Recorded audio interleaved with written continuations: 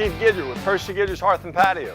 This episode we're bringing you the Saber Grill, episode 2. We're going to be showing you a lot of neat features about this grill. We're going to be cooking on it, and we're going to show you why, in my opinion, it's the best grill on the market dollar for dollar. The first thing we want to point out with the Saber Grill lineup is that they come in many different sizes and different metals. You have a 2-burner system, a 3-burner system, and a 4-burner system. Besides the size, there's also different metals that we just mentioned, and they come in cast aluminum end caps and all stainless steel. So no matter what your price range and your budget, there's probably a grill for you and your family. There's different levels of stainless steel, and you got to be really careful when you're out there shopping for a grill. If a magnet sticks to the stainless steel, it has enough carbon content, that means it'll corrode. They're not technically lying to you. It is stainless steel. There's different levels. You want to look for a 304 quality stainless steel, whereas if you put it on the grill, it won't stick. One of the most exciting parts about this grill that makes it so unique is the infrared cooking system. The cooking grid marries up to what we call the sear plate, which when these two pieces are combined like they are supposed to be, you see how you can't see through it? The heat coming off of the burner actually comes up through these channels, up into the hollowness of the cooking grid, which goes up to the peak of the cooking grids, and you can achieve over 1,000 degrees searing temperature, which means the perfect steak. But we can achieve that through an 8,000 BTU burner. Most grills come with a 15 to 20,000 BTU burner and only achieve probably about a 7 degree searing temperature. On the Saber, no flare-ups, high searing temperatures, excellent product. Another great feature of the all stainless steel model is that there's this double single side burner. There's 2 burners in one, which on low you're at about 3,000 BTUs. On high, you're jumping it up to about 18,000 BTUs, which on a standard grill, again, you're looking at about 10 or 15,000 BTUs. In a little bit of a windy condition, 18,000 BTUs is going to give you all the BTUs you need to fry, steam, cook, whatever you do in your house, you can do outside.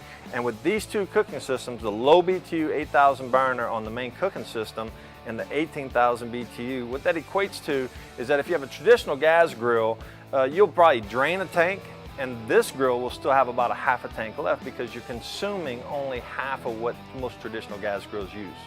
And one of the last features on the all stainless steel models is this interior halogen light. So no matter how dark it is outside, you can see what's happening on your grill. It has one of the best warranties in the grill category that it's in.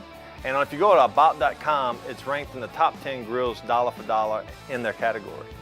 But enough talking. How about we go and show you what this grill can do?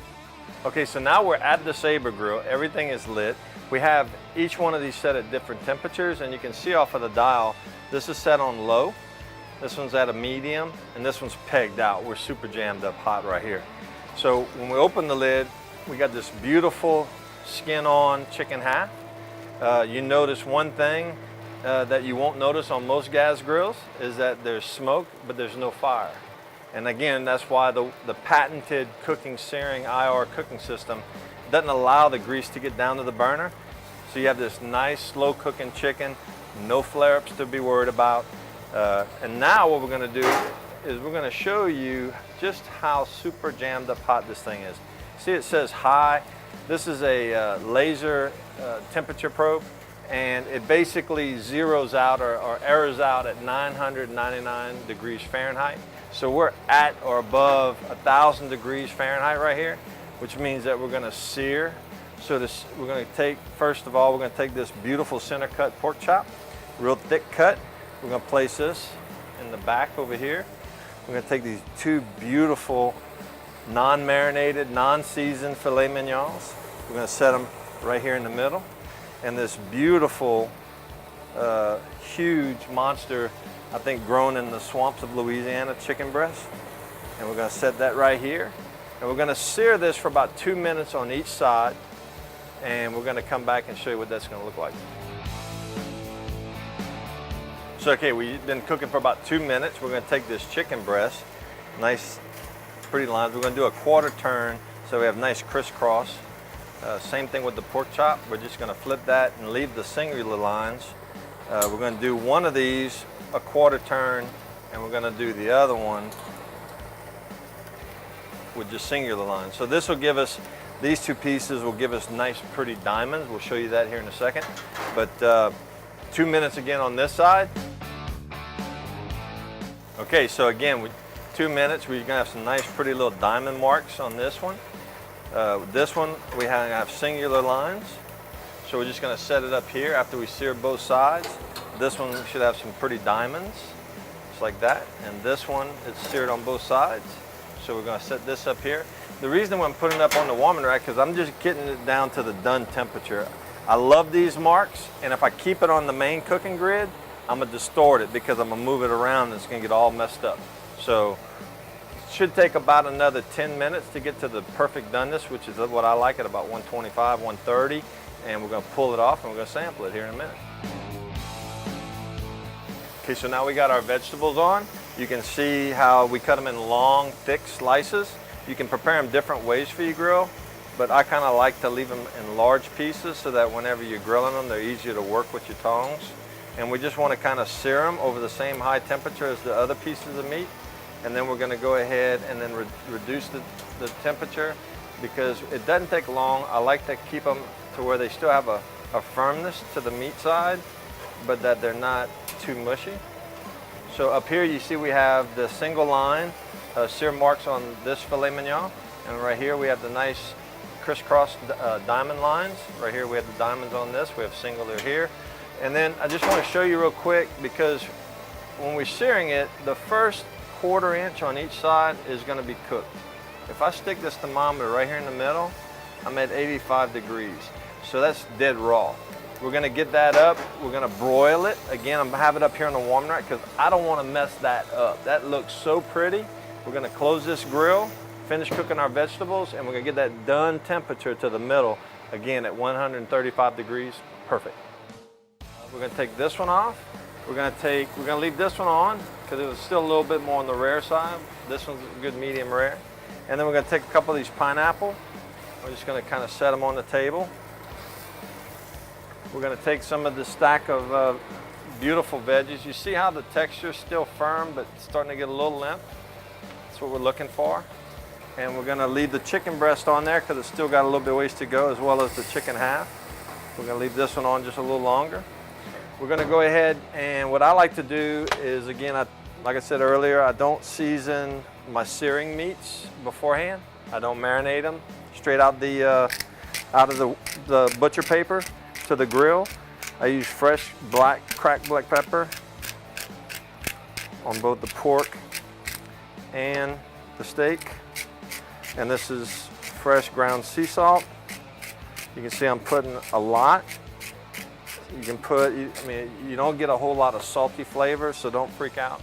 I'm also gonna take a little bit of this butt rub, and I'm gonna take and sprinkle a little bit on top the pork. That's what it's formulated for. And I'm also gonna season the pineapple slices just a little bit. There's something about a salty, sweet thing in your mouth. It makes your taste buds go, whoa, what was that? You know? And so what we're gonna do is we're gonna take the pork chop, and I'm just gonna cut it in half so you can see how the color and how juicy that pork chop is. You see the juice just pouring out. Same thing with the filet mignon. We're just gonna cut it, and you can see that it's medium rare. I mean, if you can smell what I'm smelling, it's absolutely incredible.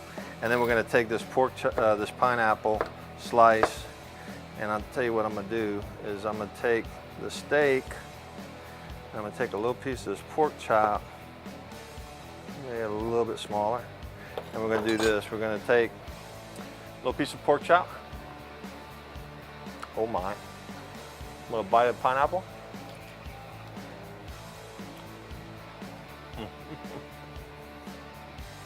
I can't explain to you what's going on in my mouth, because it's just crazy.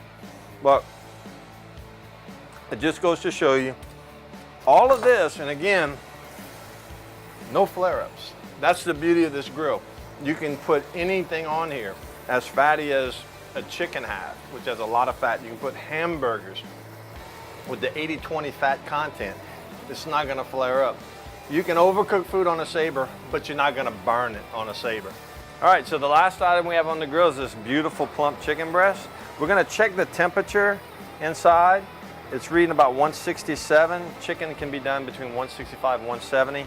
That's real important to get a great thermometer that's quick read, because a lot of people have the tendency to overcook chicken without a thermometer because they're scared of getting salmonella poisoning.